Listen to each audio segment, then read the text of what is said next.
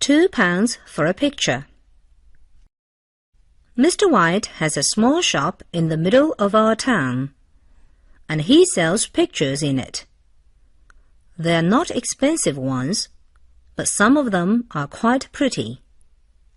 Last Saturday, a woman came into the shop and looked at a lot of pictures.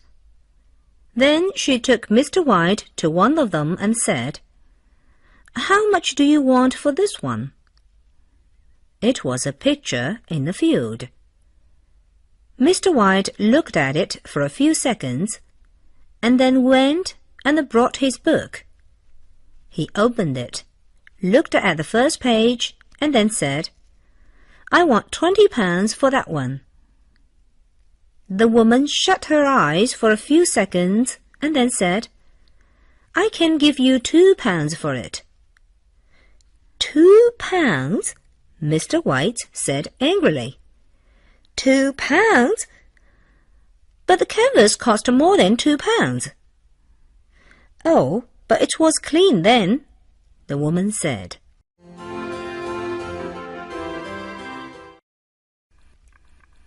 It's quite near. Hans said to his friend Kurt, "I'm going to take my car and drive to London." Kurt said, "Driving to London is very difficult. You aren't going to find your hotel." But Hans was not afraid. He drove to Calais, put his car on the ship, took it off at Dover, and drove to London. He stopped near the city and looked at his map. Then he drove into London, but he did not find his hotel.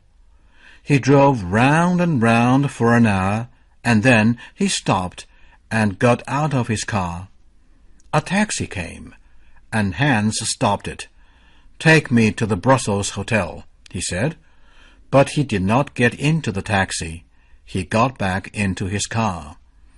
The taxi man laughed, but then he drove to the Brussels Hotel, and Hans followed him in his car. They reached the hotel in 2 minutes.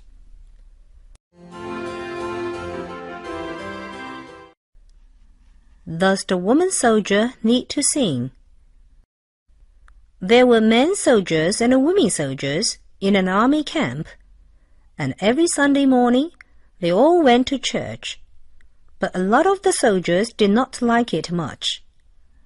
There was a choir of men soldiers, and Captain Jones was trying to find women soldiers to sing it too.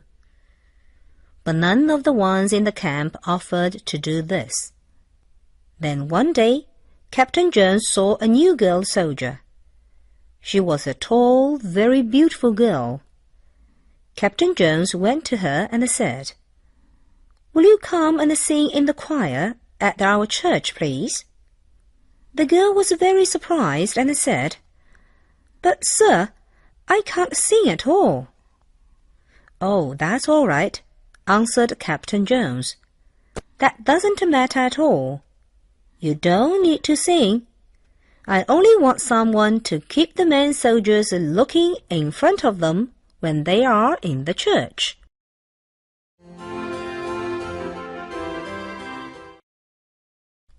A clever little painter. Jane started painting when she was 4 years old, and when she was 6, she was already very good at it. She painted many beautiful and interesting pictures, and people paid a lot of money for them. They said, "This girl is going to be famous when she grows up, and then we're going to sell these pictures for a lot of money." Jane's pictures were different from other people's. She painted only half of the paper. Everybody said, "That's very clever. Nobody else does that." But in fact, Jane was too small to reach the top part of the paper.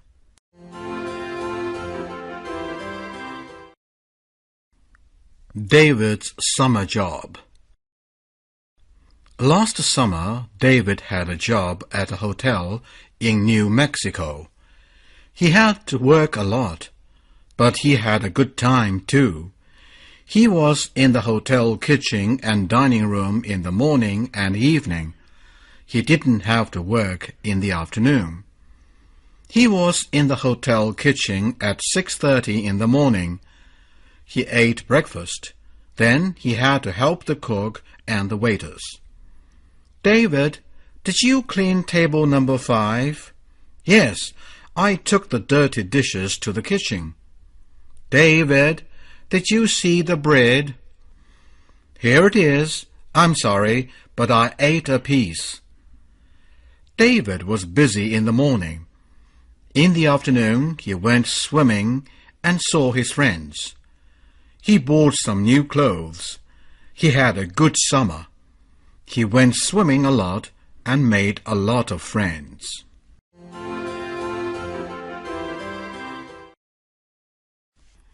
Mary went to school.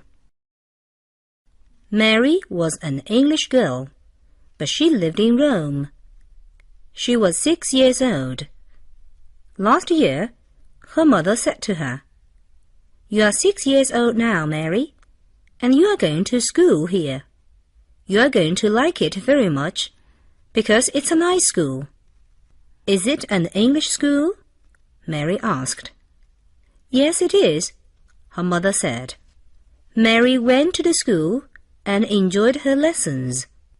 Her mother always took her to school in the morning and brought her home in the afternoon. Last Monday, her mother went to the school at 4 o'clock, and Mary ran out of her class. "We've got a new girl in our class today, Mummy," she said. "She's 6 years old too, and she's very nice. But she isn't English. She's German." "Does she speak English?" Mary's mother said. "No, but she laughs in English," Mary said happily. The cat can't be driven away. It was 2 o'clock in the morning and was very dark. Mr. Thompson woke up his wife and told her that there was a voice. The baby must be crying. Mrs. Thompson sat up in bed and listened. Then she knew it was not the baby but a cat. Mr. Thompson got up and went to the window to make sure. He saw a cat in the garden. Mrs. Thompson wanted him to stop the cat because she was afraid that the cat might wake up the baby. It was very cold outside, and Mr. Thompson didn't want to get into the garden. So Mrs. Thompson suggested he throw a shoe at the cat. But Mr. Thompson still couldn't do that because the cat was sitting on his greenhouse.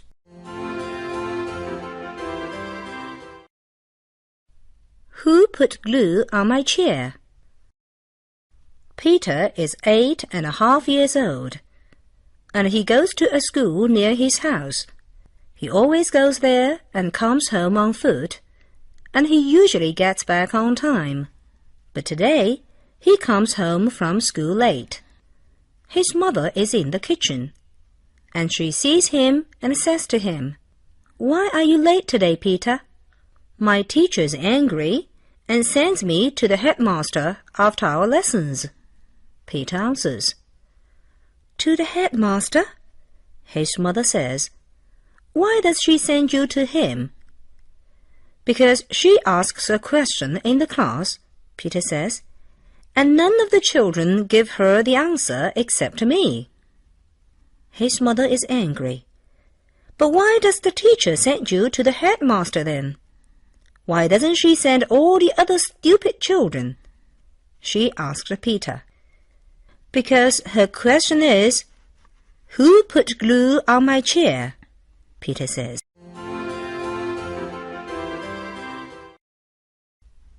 Flying a kite. It is Saturday afternoon. Kate has got a new kite. She shows Barbara the kite, and then the two girls go to the park. There's a man in the park with his dog. He wants to teach it a new trick. First, he throws his stick. The dog rushes after the stick, picks it up, and carries it back to the man. The man gives the dog a biscuit and says, "Good boy," because the dog is so clever. Then Kate and Barbara come into the park, play with the kite. Kate holds the string, and Barbara goes back a little with the kite. Then Kate runs, and the kite flies into the air. But it falls down again. The man's dog sees it, picks it up immediately, and runs away with it. The girls rush after the dog. It puts the kite in front of the man. The dog does this because it wants its biscuit. Kate and Barbara are very angry. The kite has got a big hole in it. The man is very sorry, and he says, "Never mind, I can repair your kite. What is right here?"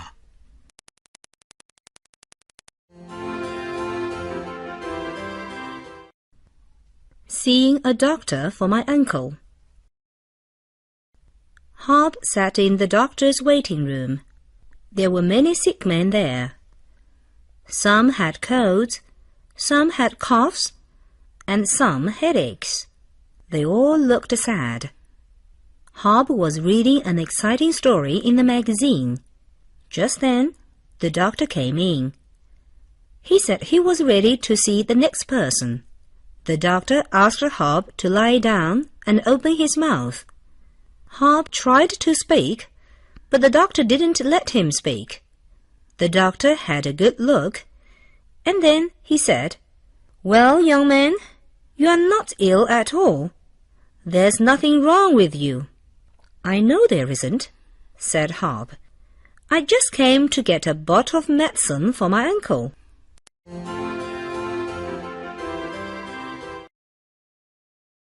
A terrible day. Mary has a bad day. It begins when she gets up late for school and gets worse as the day goes on. She gets up at 7:30, half an hour later than usual. She puts on her clothes quickly, and when she's preparing her breakfast, she breaks a bowl. "I don't have time for this," she says to herself. Then she picks up her books and runs to the stop. She waits at the bus stop for 15 minutes. She's 20 minutes late for the first class.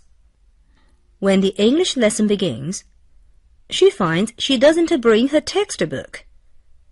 The English teacher asks her to read a text, and her face turns red. She stands up, but she looks down. What do you think she finds? She finds her 2 shoes are not in the same color.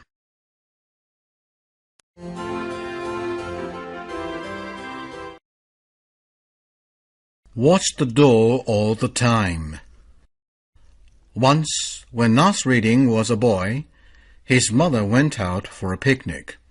Before she went, she said to him, "Nasreddin, while I'm away, stay near the door and watch it all the time."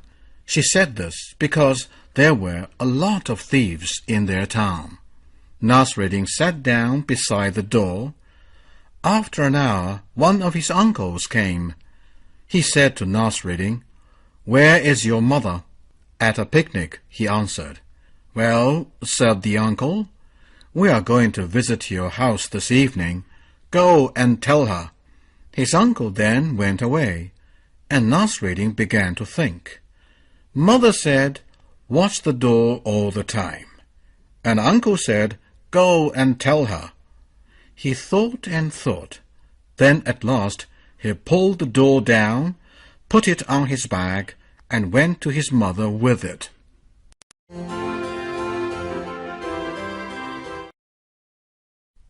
One good turn deserves another. A boy bought a 3-penny cake at a shop. He found it smaller than before. He said to the shopkeeper, "Don't you think this cake is smaller than before?" "Oh, never mind. answered the shopkeeper. "You will have less to carry." "Quite right," said the boy, and put down 1 penny on the checkout.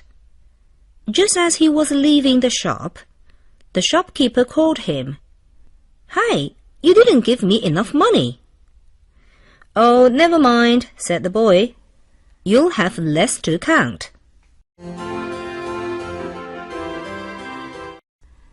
Eating for 2 hours for £1.50. Mr. Rees was a farmer.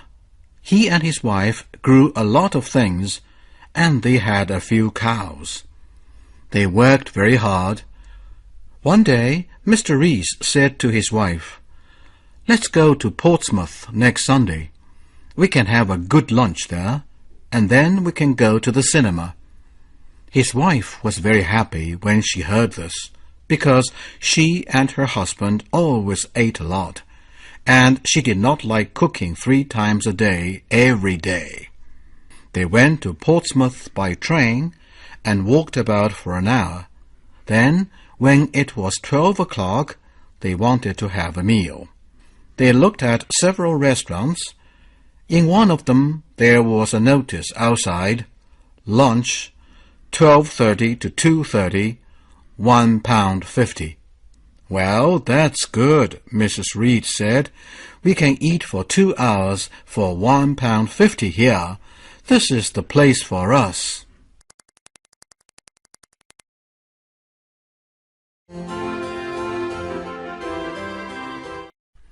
To make the old happy. An elderly woman boarded a New York City bus, plunked her half fare in the coin box, and was immediately challenged by the driver. Indignantly, she waved her reduced fare for the elderly card at him. "I'm 80 years old, and he wants to see the proof," she complained to another passenger. A few thoughtful seconds later, her pout became a big grin. "Well, that really makes my day," she said. After she got off the bus, the driver turned to the other passenger. "I do that once in a while," he said. "It always works like magic."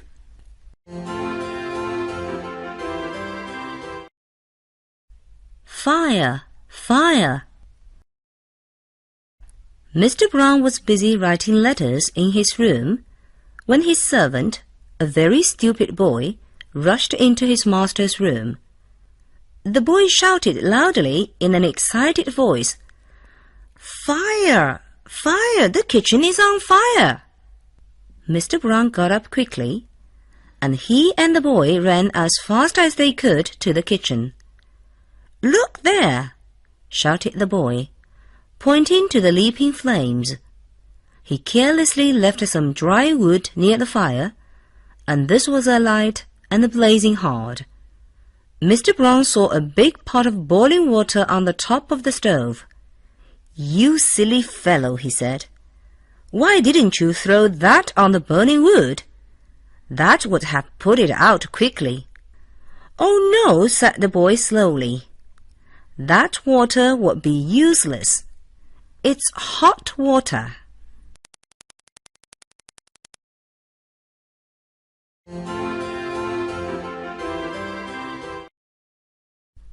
Contribution.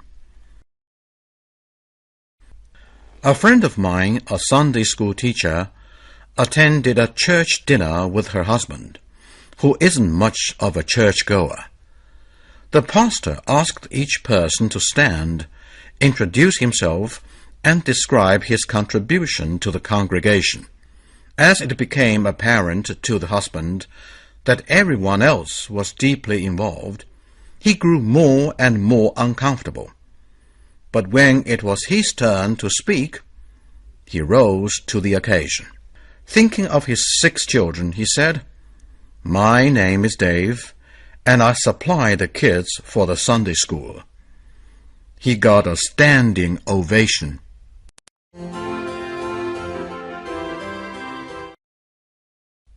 Saving face. Once there was a scholar who was very poor, but was very much concerned with his reputation. One evening, a thief broke into the scholar's house, but he could find nothing worth stealing. So he said, "What bad luck! I've hit upon a real beggar." Hearing this, the scholar fished out a little money he had from the head of his bed, and went after the thief. He stopped the thief and whispered to him, "You come at a most inopportune time. Would you please make doing with this little money? But for heaven's sake, don't talk about it in front of anyone else. By all means, leave me a little face, eh?"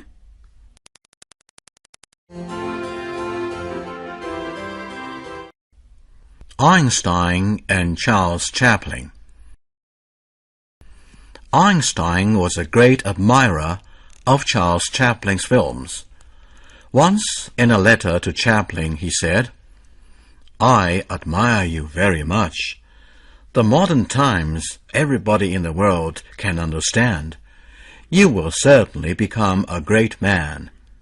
Einstein.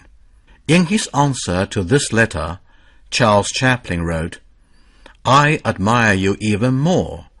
Your theory of relativity nobody in the world understands. But you have already become a great man." Chaplin.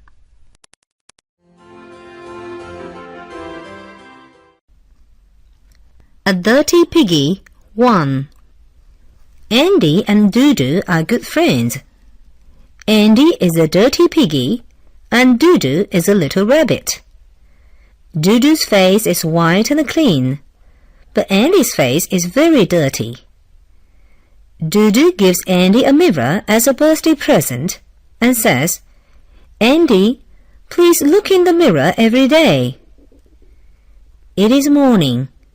Andy begins to wash his face. Here flies a fly. It leaves a dirty spot on the mirror. Andy looks in the mirror and he sees a dirty face. Then he washes his face again, but still he sees a dirty face in the mirror. "Why is my face always dirty?" Andy doesn't know what to do, so he washes his face again and again.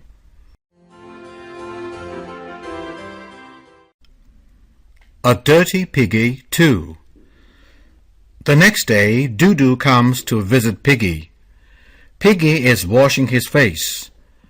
Dudu asks Piggy, "Why do you wash your face again and again? Your face isn't dirty now." Andy says, "But my face is dirty when I look in the mirror." Andy gives the mirror to Dudu. Dudu finds the dirty spot on the mirror and tells Andy, "Your face is clean, but the mirror is dirty. Look, there's a dark spot on it." "Oh, I see," Andy says. Now Andy doesn't wash his face anymore.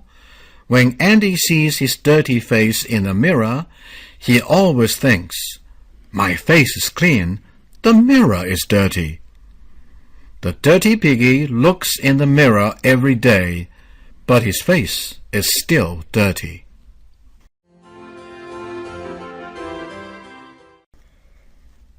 A Singing Bird. Long, long ago, there was a king of Xinbin. Xinbin is a big country, but the country had no music, because the king didn't like music. One day, a bird came. The bird liked to sing very much. It could sing many songs. Every day it came to the school and sang to the children. The children loved this bird very much, but the king hated music, so he killed the bird.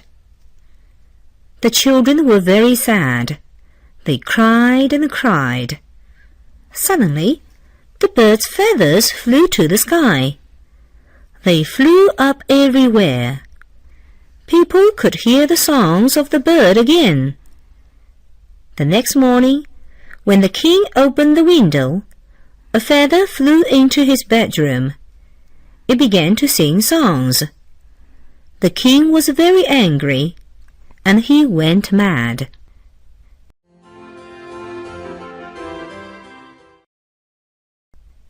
Peter's Parrot. Peter has got a pet. It's a lovely parrot. Its feather is red, green and yellow. It has 2 big yellow wings. After school, Peter plays with his parrot every day. He often teaches the parrot to talk. Today, Peter is teaching the parrot again. "Say after me," Peter says. "I can talk." His parrot says, "I can talk." Peter is very happy. "What a clever parrot I have," he thinks. "I can walk," Peter says. His parrot says, "I can walk, I can walk." Peter laughs. "I'm a good teacher." Peter says, "I can fly." His parrot flaps its wings and shouts, "You are lying!"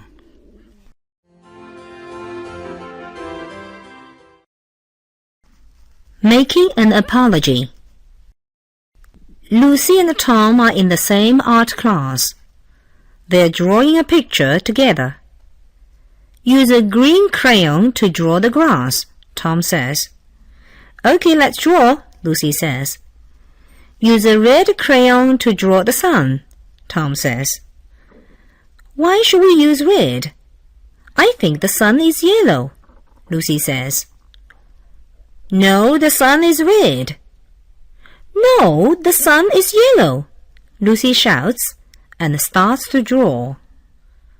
"Stop! Don't use red," Tom shouts. "Give me the paper." They tear the picture into 2 pieces. After class, Miss Brown takes them to her office. "Please make an apology to each other." "I'm sorry, Lucy," Tom says. Lucy looks at Tom and says nothing. "Lucy, why don't you say sorry to Tom?" Miss Brown asks. "I won't do it. I'm a girl. In my family, my mother never makes an apology to my father."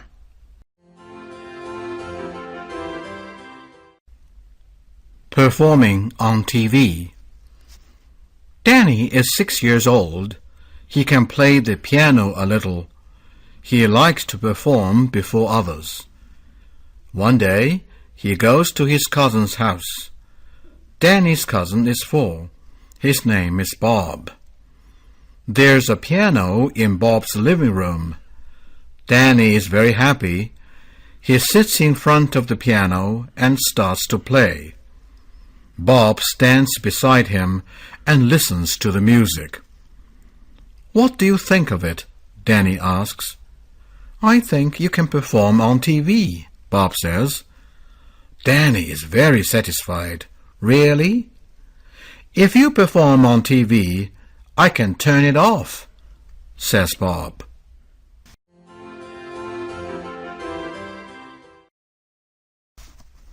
What do you want to be? John is 4 years old. He's a very lovely boy. It is evening. John and his father are watching TV. "When will I grow up?" John asks. His father laughs and says, "You are only 4 now. Maybe in 14 years you'll be an adult." John nods his head. Father asks, "Dear John, what do you want to be when you grow up?" John thinks for a while and asks, "What's your job?" "I'm a doctor," Father says. "What does Mom do?" asks John. "She's a teacher," Father says. John nods again. "When I grow up, if I'm a girl, I want to be a teacher. But if I'm a boy at that time, I want to be a doctor."